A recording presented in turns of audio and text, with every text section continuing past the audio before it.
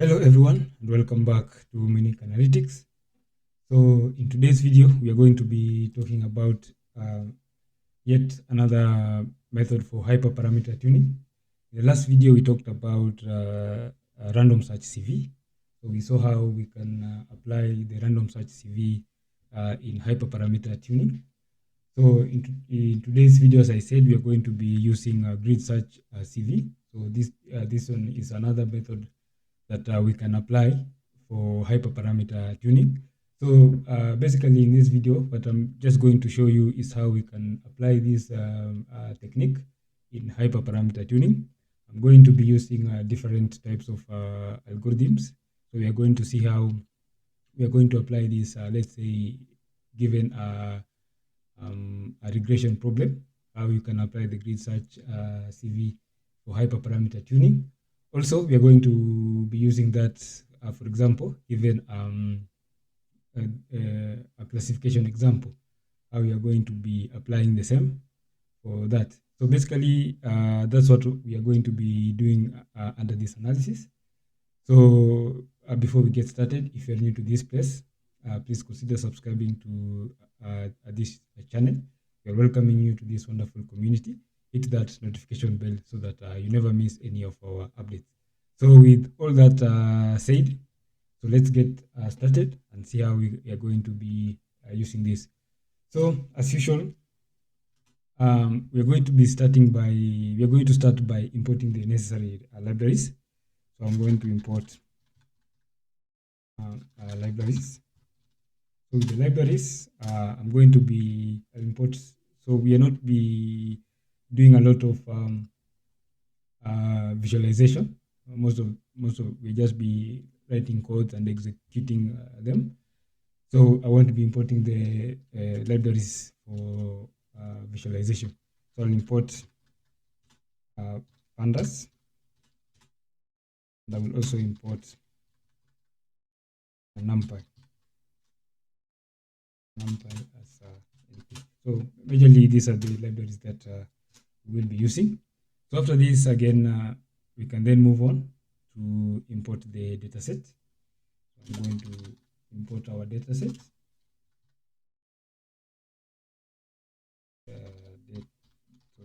For the datasets, I'm going to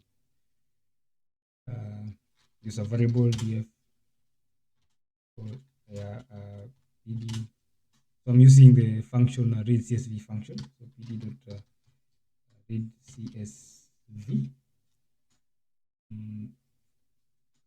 function. So inside the brackets.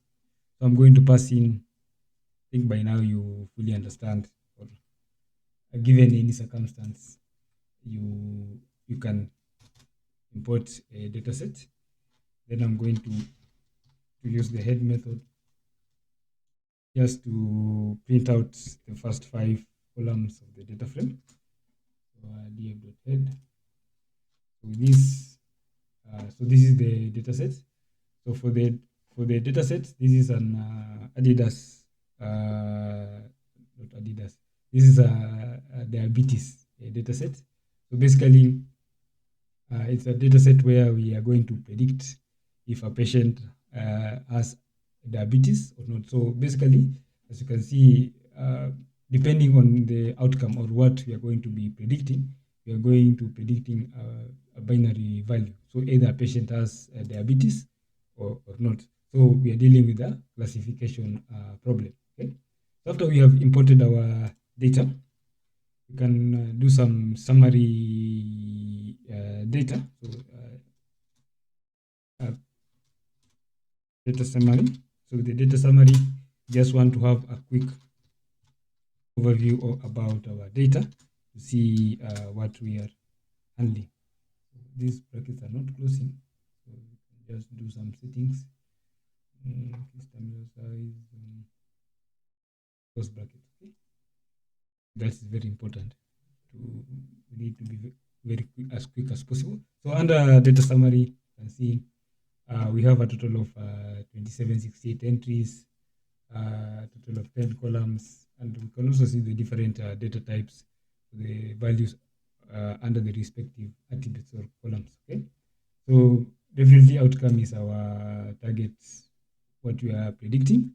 Okay, and in terms of missing values, we don't have any missing values. So I chose a rather clean data set so that we don't spend much under data cleaning or other steps, and just go directly into what we are into our objective for today. Okay. Another thing, I'll just check for duplicates. See if we do have df.duplicated. So here we use the duplicated method. So if duplicated, keep inside false, the brackets, then we can just sum. So when you do this 0, that means we don't have any duplicated rows in our data frame. So from here, I'll just move straight forward to importing the modules or the libraries for classification. So for the algorithms that we are going to be using, we'll try one with the decision trees as well as the support vector classifier. So from scikit-learn tree, we're going to import the decision tree classifier. Decision tree classifier. To add on this, again, we'll try with another classifier algorithm, that is the support vector classifier. So from scikit-learn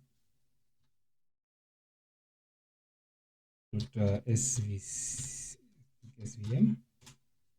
Here we are going to import svc. Okay. Other modules or other modules that we are necessary for this analysis will be, for example, the train test split, the standard scalar, the accuracy, the metrics that we are going to be using for analysis. That's for example, the accuracy score, the classification report. Okay, and so I'm going to import those. So again, from learn from, I can just copy this one. I think it's something common. So from sklearn model selection, this one we're going to import the train test split, train test split. Again, for the standard scalar, so we are importing the standard scalar.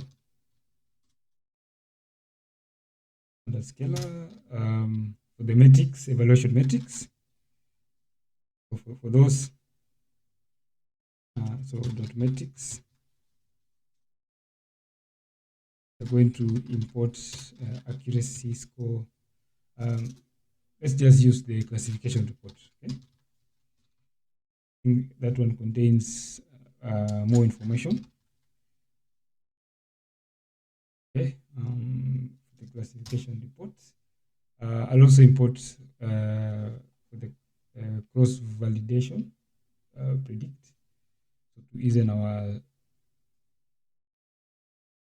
So here, the cross validation. So after this, it's supposed to be. So we have error is supposed to be sklearn. Just correct this.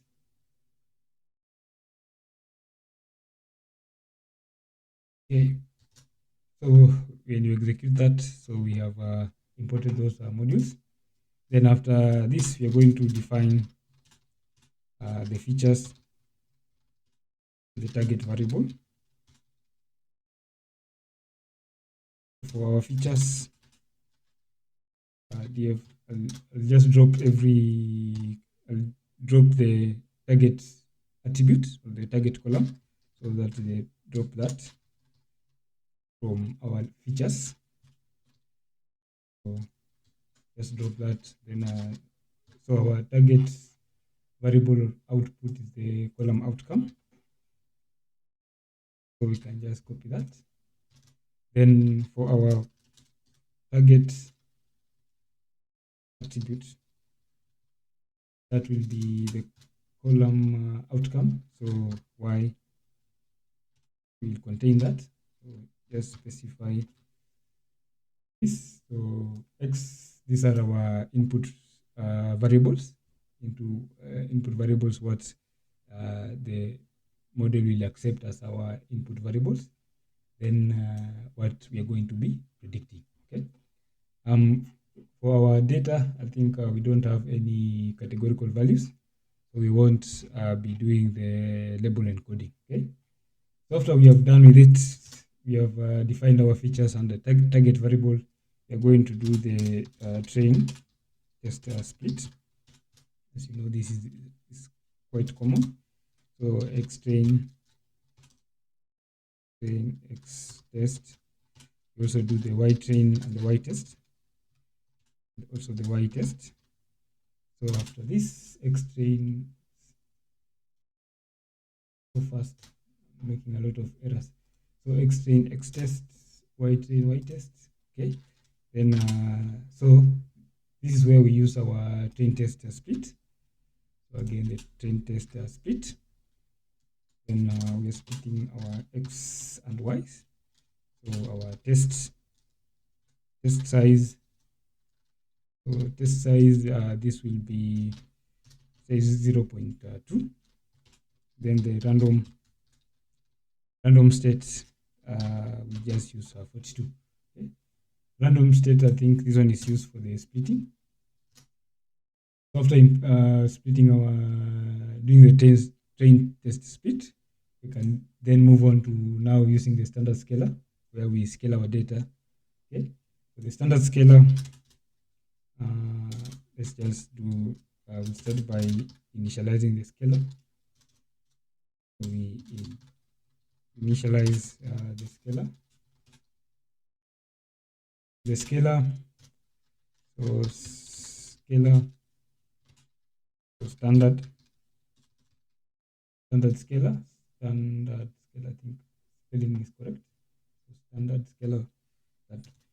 So after we initialize our standard scalar, this is just the same as saying that we are creating an object of the standard scale. So after this, we then fit and transform the training set. So here, train scaled. So here we are using a scalar. Then dot fit transform. So we are transforming our x train data. Then we are just using the same scalar to transform the testing set. Okay? We're just using the same that to transform the testing set. I just use the test x test scaled. So here we are just using the scalar dot transform. So here again, this one will be our x test.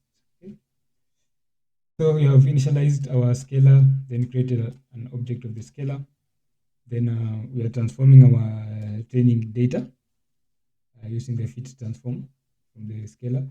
Then we are saving our, now after that, when we call the x train scale, it will be our scaled data from the trainings for the training sets. So x train, that means this will be our input features.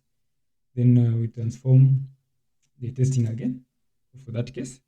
So after we are done with this, we're getting an error, missing one x train. Here x train, x test, y train, y test. transform mixing dot fit transform missing one required positional argument x.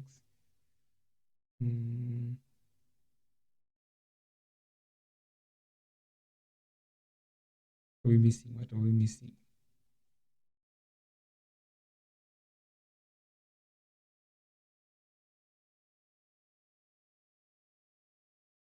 Oh, we are supposed to be include brackets so that it makes sure we have created that object. Okay, so after we have initialized the scalar, we are done with that. So I'm going to do a conventional means of how we can, of how we usually create a model using, so I'm going to do this using a decision tree classifier. So I'll use this, I'll just create a function for that. So I'll create a function and name the function objective. So creating a function. So after we create this function, and then we are, as I said, we're just going to the usual way of building a model using a given algorithm. So for this case, we created, so I'm going to use the decision tree classifier. So basically, under this function, I'm going to create a random forest classifier, not random forest, decision tree classifier. So create the decision tree classifier. So for this, just call this CLF classifier, then the decision tree classifier. Then I'm going to use the cross-validation predict that will enable us to create a model, then do the prediction. But we're only doing this on the training data. So use cross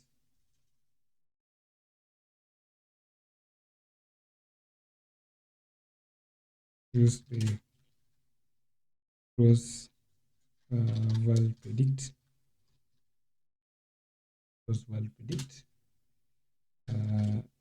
to get prediction.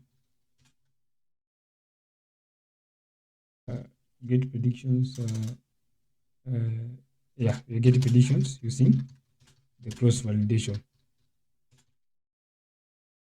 So by using cross validation, we'll be splitting our data into chunks, and when we are building this model and making those predictions, we'll make those predictions according to those chunks that we have split our data, and then combine those to at least generate the final predictions. So with cross validation, at least we will be trying to be as we are trying to be as accurate as possible, because we'll be doing predictions across all our training set data after making those splits. So for that, we'll do, so I'll just create a new variable ypred, and for that, I'll call the cross validation function. So cross val predict, cross val predicted should be the same. I'm making a lot of errors, so I just want to be precise. Then we just call the function, the CLF. This is the decision tree classifier. Then our data for this will be the exchange scale. You can just copy this. So we are calling our model, then in or passing in our data. So that is the train data, and then providing the Y train, which is the predictions. Then for the cross validation, I'll say let's use 3. Then I think that's it. I just close it there. Then we can after doing this cross validation, we can then print the classification report. So remember, here we're just doing this for the test training data. We won't be going further and using this model to make predictions on our testing data, because basing on the objective for today, that will be irrelevant. So we're just trying to see how our model is working on the training data to see if it's correct or it's making at least accurate predictions. Then try to improve that model now using the GridSearchCV. Okay. So here we're just going to print the classification report, and for that we can just say print classification report, and for the classification report that will be print then classification report. So inside the brackets, that is y train and y pred.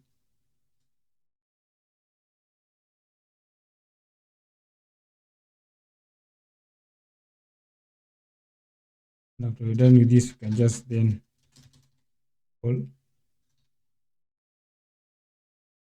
a function.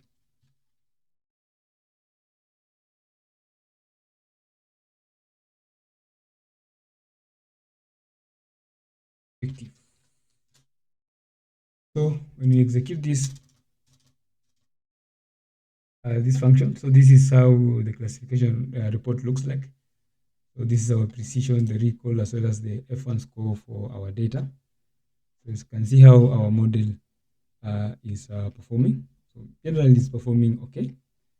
But so by this we can then now see how we can apply the GridSearchCV to this to try on how we can improve our model. Okay, so let's apply the GridSearchCV.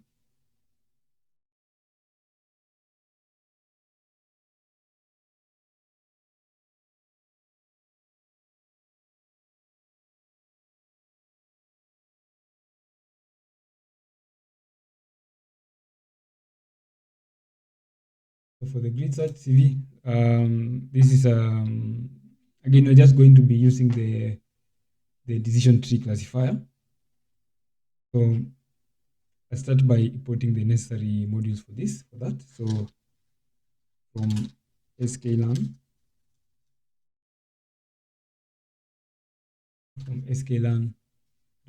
model selection, we're going to import GridSearchCV. Okay, GridSearch, that's okay. The classification, the standard scale, also that's other models we imported earlier. Then since we are going to be using this on the we are going to use this on the decision tree classifier. So start by again define the decision tree classifier. So we create an instance of the decision tree classifier. So I'll just call it DT classifier, and this decision tree classifier. Then after this, we define the hyperparameter grid search. So we define the hyperparameter grid search. Hyperparameter grid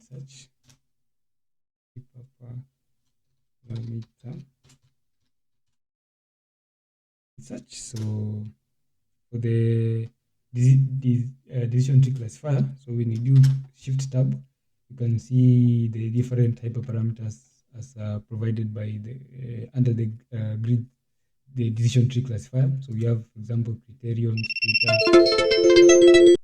max depth, minimum sample split.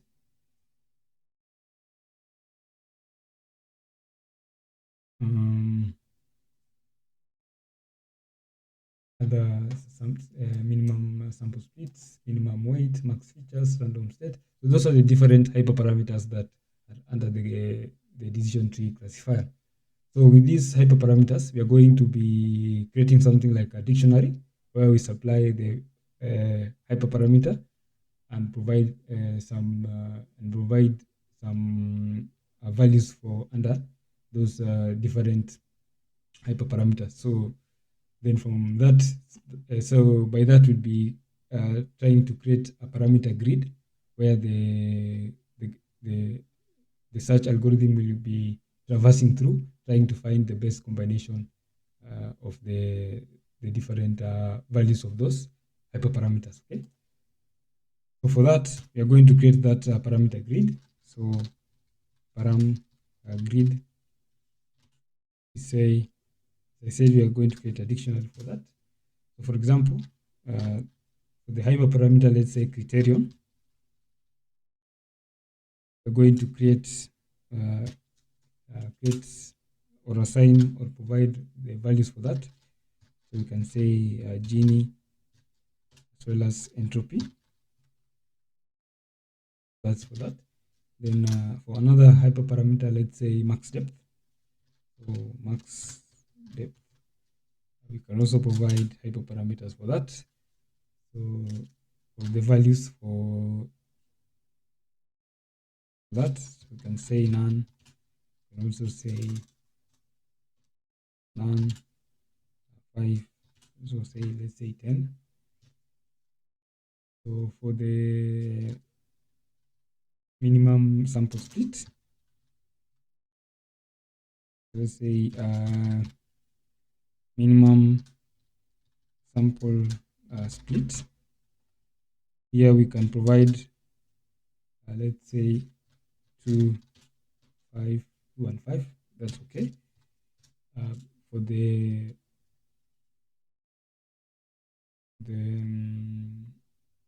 what other parameters? Maximum, minimum sample split, minimum sample split, minimum sample leaf. We also have max features. So for let's use let's say max features. The max features we can either use max features.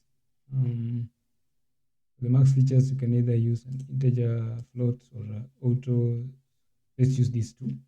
Provide these two as the values for that. So if you have other hyperparameters, you can then, let's say, add other hyper and their values here. So we can just add them. For example, if we have the minimum sample leaf, if we tend to add other hyper, we can just like that. So I'm not going to use this. So we want our model to at least train as quickly as possible. So after we have provided the parameter grid for that, and then move and create, let's say create grid, the grid search object or an instance, depending with how you're going to call that. Then here, so grid search into brackets, we are going to say grid search CV. Basically, we are calling this as a function. This function will take our classifier. So just copy that and paste. Also, it will take the parameter grid as an input to this function. It will also, the type of scoring. So remember, we are dealing with the classification example or problem. So in terms of scoring, we are going to use, in terms of scoring, we are going to use F1 macro. If you want to get these items you're supplying in as arguments, you can just, for the GridSearchCV, and just do a shift tab, and you will get the different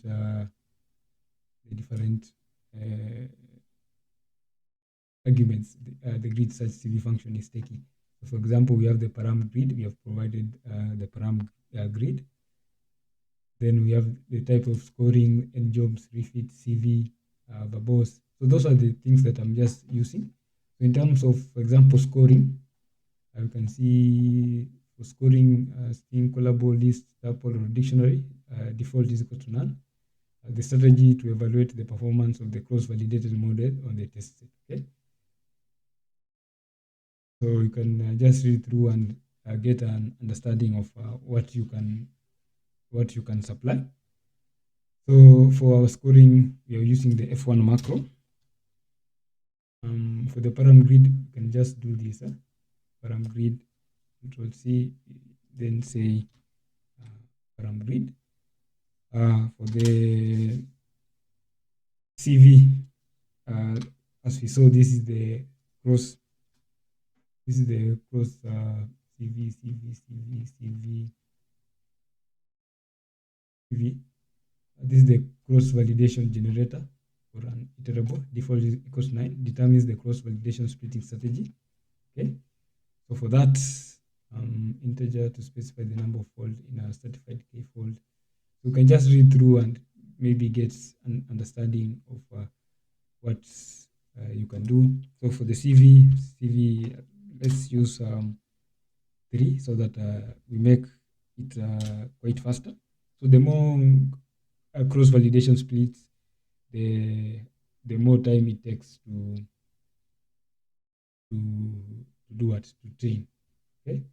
Another thing that we can do is about error score. We did the scoring error score. For example, error score, race or numeric default np.none value to assign to the score if an error occurs in estimate fitting. If set to race, the error is raised. If a numeric value is given, its failed warning is raised. This parameter does not affect the refit step, which will always raise an error. So for example, you can use this again. Just use this. So error score. So this one you can error score can just say like this, error score raise. Okay. That's it. After we are done with that, we can then fit the grid to the data. So here we fit the grid search to data. So we're just using the training data. So grid search. So grid search dot fit. So x train scaled y train. After we are done with this, then get the best model from the grid search. Okay, after we're done with this, we can say get the best model from the grid search.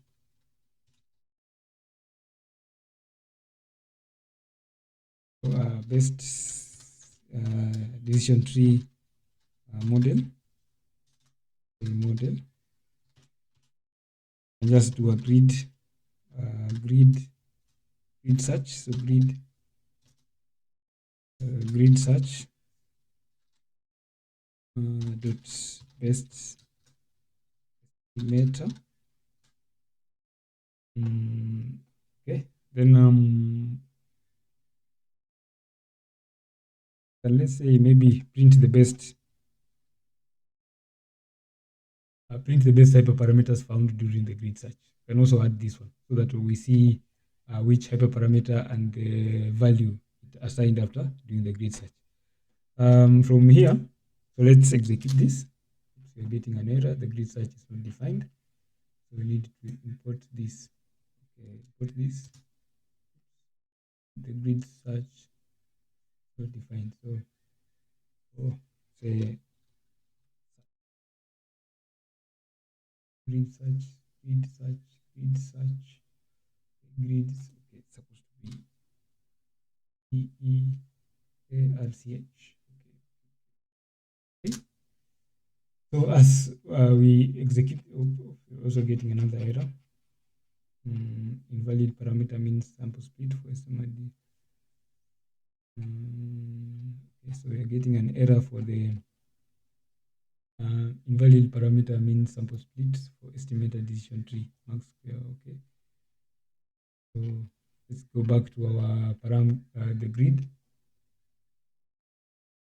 So for the max features, do a square root log 2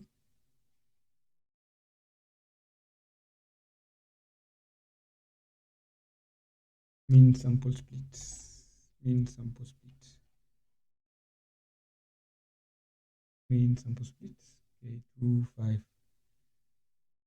Let's do 3 5. We're also getting the same max features square root. Invalid parameter mean sample split, mean sample split, mean sample split, period max mean sample split, mean sample split. Let's see what we are supposed to be doing with that. Shift tab, minimum sample split 2 for the mean sample split. Integer or float, default is equals to 2. The mean number of samples required to split an internal node. If integer, then consider mean sample split as the minimum number. If float, then mean sample split is a fraction. And say mean sample split with an asterisk n samples as the minimum number of samples for each split. What can we do? Let's say 2 is the minimum, 2 5, let's say 10. From grid, criterion, Gini, entropy, none, 5 10, 2 5 10, max features, square root log 2. Let's see.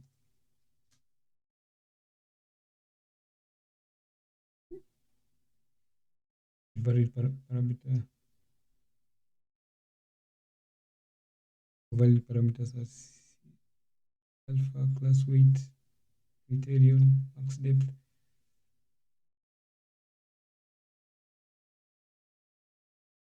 Try to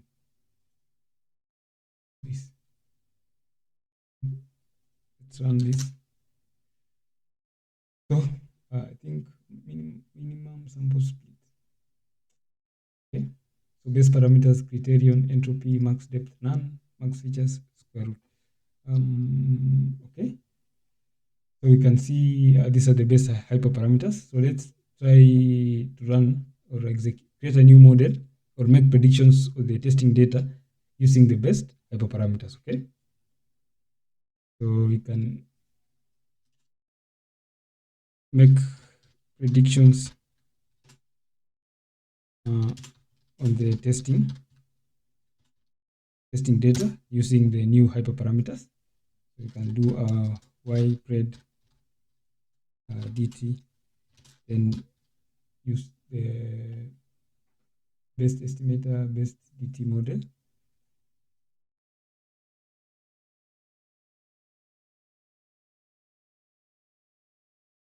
GridSearch best parameters. Okay, so best dt model dot predict. We are predicting this on the test GridSearch dot fit best dt model GridSearch best estimator. This is the best set of parameters found here. So here we print best parameters. Okay. So after we do this, we can then print the classification report of the best model and see how it looks like. So best predict dt y test. Okay. When you execute this, so the classification report for the best decision tree classifier. So as you can see, earlier on we got a precision of 97, 95, 96, 99, 98, 98. So you can see we have with these hyperparameters, we have at least tried to improve our model at least by now it's predicting when we look at the different metrics, for example, the precision, recall, and F1 score, we can see a slight increase than what we saw earlier. In terms of the accuracy, again, you can see 0.95, 95% to about 97%, simply with just tweaking some of these hyperparameters. So I think by now we can see how we can apply the GridSearchCV for hyperparameter tuning. We can also do the same for the SVC classifier. So we can do the same. So for example, the SVC, so let's say SVC classifier,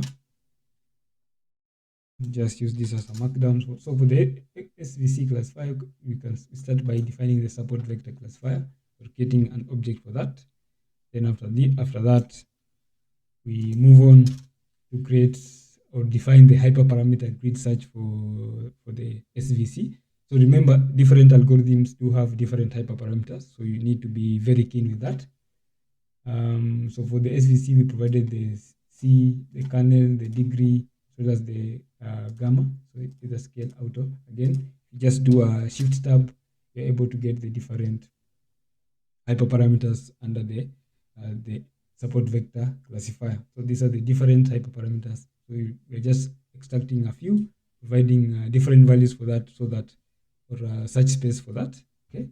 Then after this, similar to what we did earlier, we create a GridSearchCV object using the GridSearchCV. So this one is the classifier, SVC classifier. This is the parameter grid SVC. So can do it. So param grid. Again, just copy this. So the parameter grid goes to the param grid SVC. For the scoring, again, is macro CV3 and jobs is equals to 1. So after this, we then feed the grid search to our data. We are feeding that to the X10 scale Y10 data. And after we have done that, we can then move on to get the best model from the grid search. Okay. So just similar steps to what we did earlier. So best SVC model, the grid search this. Since we have the best model, we can then maybe print the best hyperparameters we found for that. So and execute this. So print hyperparameters for SVC, the best hyperparameters for that. So when we execute this cell, so you can see it's now the model is running, searching for the best hyperparameters and their values. So after we are done with this, we can then make predictions now on the testing data. Supposed to be testing. See how our model is performing. So you can see these are the best hyperparameters for that. SVC, the C value 10, degree 2, gamma, supposed to be scale, then kernel RBF. So we make predictions now in the testing data to see how the model is performing. And after this, we can then, let's say, print the classification report for this now using the best hyperparameters.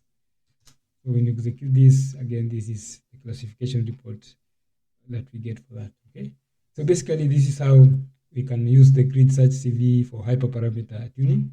So we have used that for decision tree algorithm, and see how we can best improve our model using the GridSearchCV. Okay. So basically, that was all for when you are dealing with a classification problem where you need to. This one was a binary classification, so we had two classes that we need to do a classification. So as for this, it was a diabetes. So we are either predicting if a patient did have diabetes or not. Okay, so that's for classification. So we're going to move on to the next, which will be the grid search. Now we are going to be applying this for a regression problem. So what if we do have a regression problem?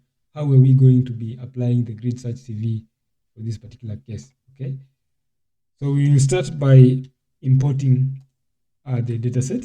So my data set is a car price prediction. We are using a car price prediction as our test data to see how we are going to be applying that. So we have imported our data. Then I'll just move on to data summary. I just want to check if we are having missing values. Okay, so in terms of missing values, I think we don't have missing values for this.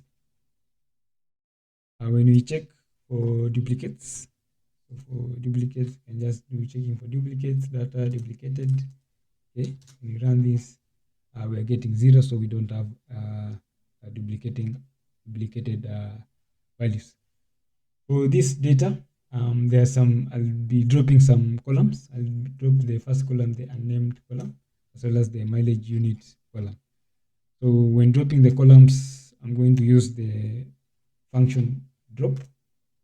So from our data.drop columns, they are named 0 and the mileage unit column. So I'm going to drop those columns.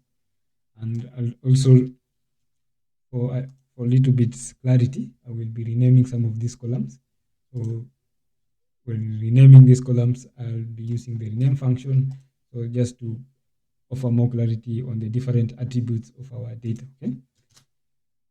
So after renaming these columns, remember for our data we do have categorical values, and this and the algorithms that we are using, they will be accepting input in form of numeric values. So we are going to encode these categorical values and substitute them with numeric values to make it easier for the algorithms that you are using to accept them as input. For the encoding part, just use a simple encoder, and that is the label encoder. So I'll start for the encoding. So I'll start by importing the label encoder. So from scikit-learn preprocessing. So we're going to import label encoder. Then after this, you're going to create a list of columns to encode. So you create a list of columns to encode. And for this list, just columns. So data.select columns with the specific data type. So that specific data type will be an object. Okay. So D type. So it will only include columns where they have objects as a data type. So objects, maybe those are categorical values. Okay. So I'll just say object. So for objects, then for our data, I'll create a copy of the original data frame so that when we do encoding, we don't encode, or we leave aside columns that already have numeric values as that. We are going to create a copy of the original data frame data so that our label encoder does not encode or just leaves columns that do have either float or integer as data type. So here we are going to create copy of the only data frame. So data copy. Later on, we'll just retest this step. So after this, we can then initialize the label encoder. So we will do that by first creating something like a list. So label encoder. So just getting something like this, a list, or something like a list or a dictionary for that case. Then just use a for loop. So for, let's say, call in columns. So inside this loop, I'm going to first create an instance of the label encoder. So label encoders,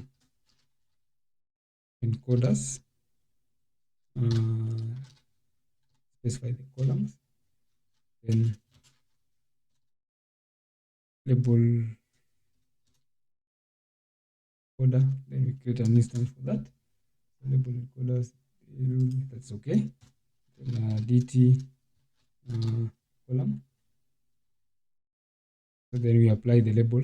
So the label encoders. So here we use the fit transform dot fit transform bracket. So let's say dt. We are doing the fit transform on the columns.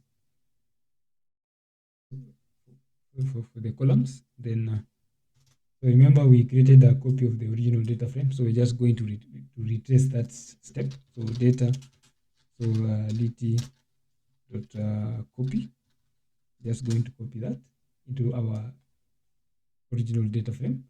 Then after this, you can just say data dot have, so to see if the encoding took place. Select d type. Okay, so columns d type, select d types, supposed to be d types like plural. So you can, okay, label encoders is not defined. So label encoders supposed to be, let's say label encoders, okay, that's okay. dt not defined, df supposed to be dt. Yeah, okay.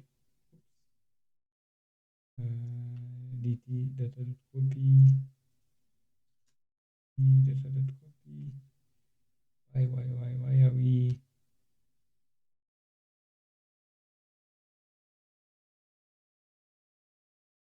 What I will do, let's start the kernel from and run all cells. So to make our work a little bit faster, just try to, maybe you can just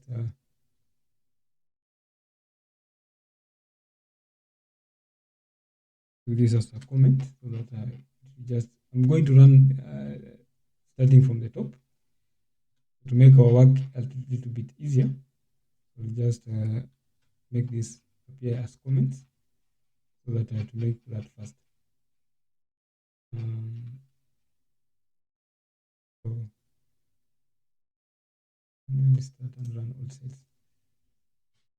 So earlier on, you see we had a mishap. So df, we instead of dt, we used df, and earlier on supposed to be supposed to be skipping. I'm going to run this through this. We're just going to start and run from the top.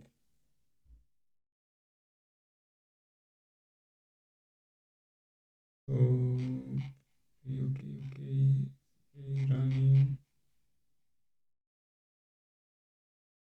I'm getting an error. There's not much. Then we're having an error somewhere. So scikit-learn, from scikit-learn preprocessing columns that will select the types include objects. Then dt data.copy label encoders for columns data dt.copy.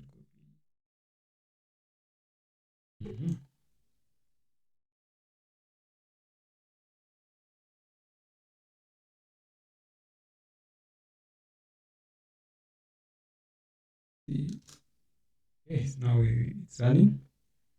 So as you can see, we have tried to we have encoded the categorical values.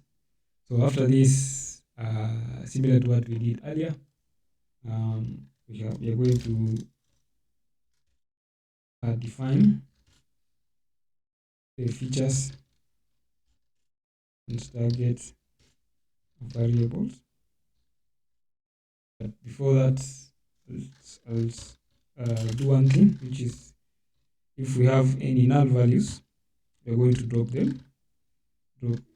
null values from our data frame. And after this, for this one, you can, let's say, xc data dot drop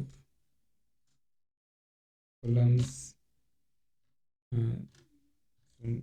So for this case, price is our target variable, and for the y, let's say yc. So data, just say price. Okay, so we can execute this. Then after this, we can again do the train test split. So we can just copy this. We just are repeating the same thing. So train test splits. Let's say 0.25, or let's say 30% for testing. The supposed to be xc and yc. Column set 42, that's okay.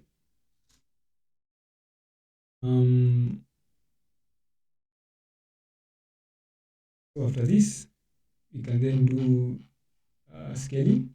So we can just copy this.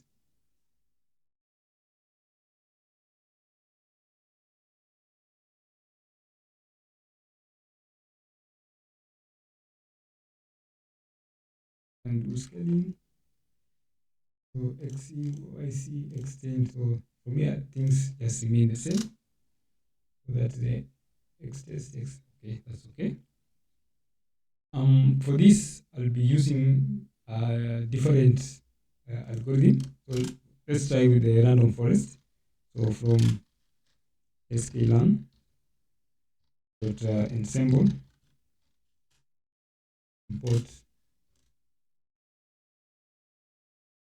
random forest regressor.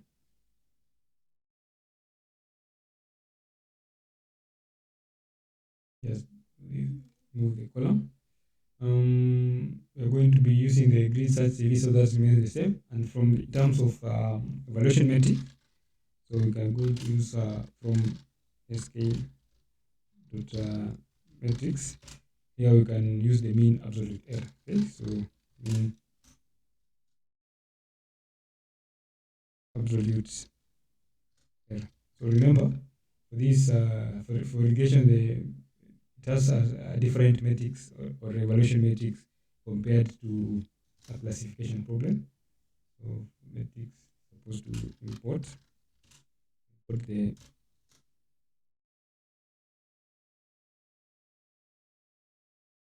from scikit-learn random forest regressor and the mean absolute error. You can also add R2 score. So we'll try both. Okay. So for the random forest, again, we start by defining the random forest model. So we start by defining the random forest model. And just then after this, we are going to move forward and define the hyperparameter search space.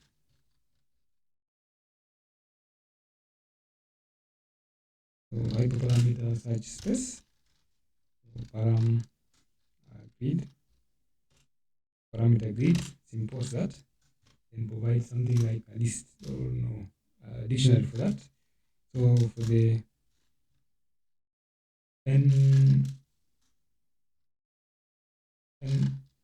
estimators, here we can say where the list for that. So and say maybe let's start with 10,70. So here you can just add, let's say, if you're going to increase by bits of 10. So we can say, for example, let's say you do increase a bit of 2, 4, 8, say 16, 32, okay, 64, 128, and so on and so forth. So, but for demonstration purposes, let's just use 10 and 70, 10 and 70, that's okay. So that we avoid spending a lot of time waiting for the grid search to do the hyperparameter search. Then max depth. The max depth here we can just let's say for example use none, and also say 5,10. Another hyperparameter can do a minimum sample split, sample split. This one we can use let's say 2, 5, 10. Again, if you can say add other hyperparameters here. Okay, so if you can also add more. After we are done with this, we initialize the grid search for the random forest. So initialize the GridSearchCV with the random forest, parameter grid, and the mean absolute error as our scoring. So the GridSearchCV estimator is the RF. Then our parameter grid is the param grid. And the type of scoring that we use, you can use the mean absolute error. You can use the mean absolute error. The other one is usually the mean squared error. Okay. Again, at this point, you can also use the R2 score as the type of scoring. So after this, the CV verbose 0. Okay, so can then fit to data. So for the data, we're going to do a grid search dot fit. So we'll be fitting this onto our X train field, say Y train. After we fit this, we can then move on to the next step, which is about get the best hyperparameters. Get the best hyperparameters. Here we can just again the best params. And just do again a grid search dot best params. So after this, after we have determined the best hyperparameters after the grid search, let's print those hyperparameters so that we get to know what hyperparameters we are dealing with. So again, print the best hyperparameters values. So I'll print. Let's say best hyperparameters. So here we can say you can use a for loop. Okay, so for key comma value in a best params dot items. So here we can just do something like this. Then we can just print. So we'll use an F string. So for instead the F string, we can say key. So the key itself, and then supposed to be key colon, then supposed to be and the value. So the key and the value. Okay, that's it. So print string key value. That's okay. Oops, we're getting an error. Grid search. Grid search. I'm making a lot of errors. Grid search. Okay. So, oops, again we're getting an error. The mean sample split. I think we are having a problem with the mean sample split. The same error we found earlier. So I'll just let's say comment this out. Let's say let's add another error or another hyperparameter. Let's say the minimum sample sleeve 124. Let's see what we will be getting. So we're going to execute this. So maybe we can check what the problem with the minimum sample speed. Okay. As this thing is searching the best hyperparameters, we can then move just to the next cell and say, then here we are going to make predictions on the testing data using the best model. So we can say best RF model. So we can say grid underscore search dot best parameters. I think this one we have already don't need this again. We already done it. Best already found the best parameters. And just copy this and do let's say widespread. Do the predictions part. Okay, you can just do best RF model. So we need to that step. That's this step is important. Grid search. Here we are going to best estimator.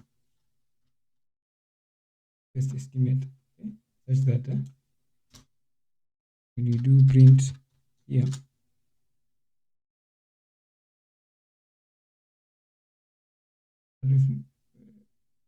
supposed to be RF forest.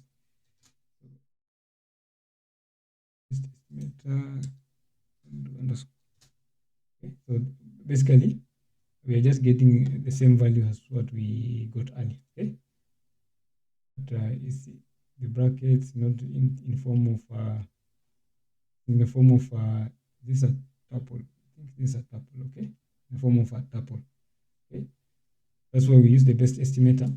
Then when we use the best estimator, we won't be again, let's say, copying this for example, and going back to our random forest and pasting them. So it avoids that step. So we just use them directly. Okay. So the best RF model.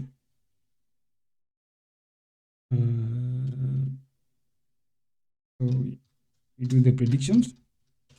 Best RF model. Then we just do dot predict. The X test yield. Okay. Then after we're done with this, we can then evaluate the model, the evaluation, mean absolute error. So mean absolute error. So this is the Y test, the Y spread. So we are done with this. You can then print the results. Okay, supposed to be print. Otherwise, we will get an error. So print the mean absolute error. Then do this. Then we call this. And when we execute, you can see that the mean absolute error for the car price is about 49,525. So basically, you can see how we can apply the GridSearchCV using a regressor model to try to improve your model. Of course, we are getting still getting a higher value. 49,000 is quite high, but basically, I think you are getting the general concept of how you can apply the GridSearchCV given a regression problem to try to find the best hyperparameters to improve the accuracy of your model. So earlier on, we saw how we can also use the R2 score for this case. Definitely everything will remain the same. Okay. The only thing that might change is this. For example, if we just copy this and paste it here. So another thing that will change, basically, so what we will be changing when we use a different scoring metric or a different scoring metric, for example, the R2 score, you can just change this to R2. So everything remains the same. Nothing will change, everything just remains the same. So we define this, then provide the parameter grid, initialize this. Then so when we execute this, it's supposed to be R2. So as usual, everything will just remain the same. You can just copy this and just paste it here. So instead of mean absolute error, you can say the R2 and say, for example, the R2 score. Okay, R2. Just say, let's say R2. Add underscore if you want. So R2 underscore. So instead of the mean absolute error, we can then use what we imported earlier, which is the R2 score, R squared score. Sorry. Just change this. So after getting our base hyperparameters, we are going then to evaluate our model based on the R squared score and to see how accurate we are. So for that, you can see, oops, this is supposed to be R squared score, not mean absolute error. Sorry for that. So when you execute this, you can see that the R squared score, after using the hyperparameters as per the grid search, you can see that our R squared score is about 89.8, 90%. Okay. So basically, that's how you can apply now the grid search given the regression problem. Okay, so you can apply this for different algorithms.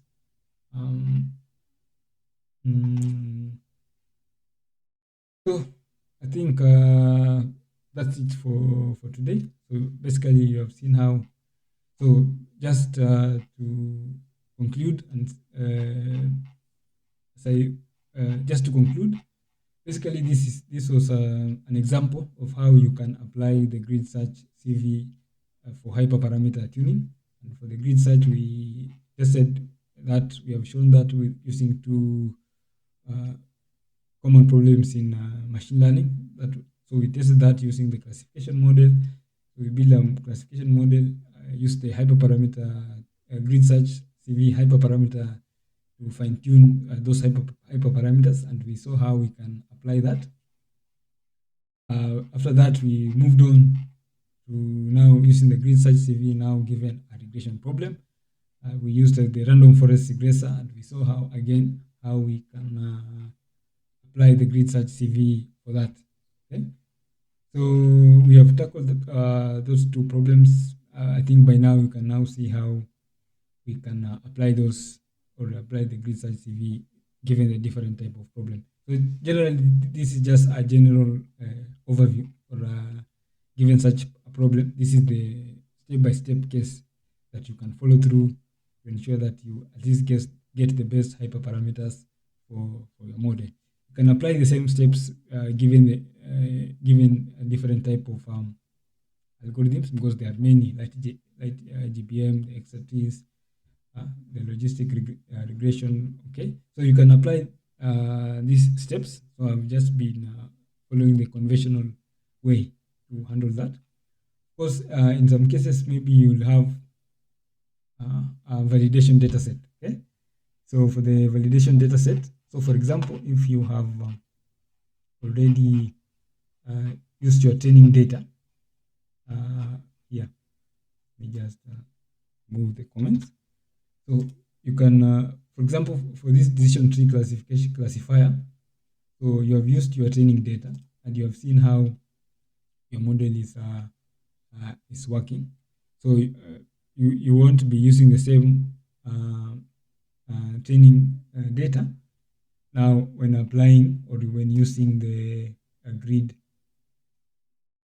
when you're using the grids, when you're fitting your grid search after here, okay, you won't be using your training data, assuming that your classifier has already learned something about your data. So here, you will pass in your validation data, okay, so that the model sees this as a new type of data. Okay, then after running this using your validation data and getting the best parameters, you can then move forward here to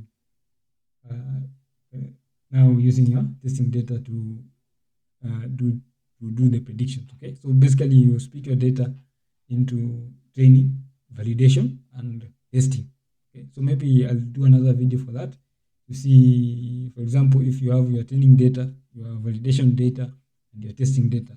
So to see how you're going to be injecting different types of data under the different steps. Okay, so basically this was just a quick introduction for you to able to see the different steps or the steps that we take when doing hyperparameter tuning using the GridSearchCV.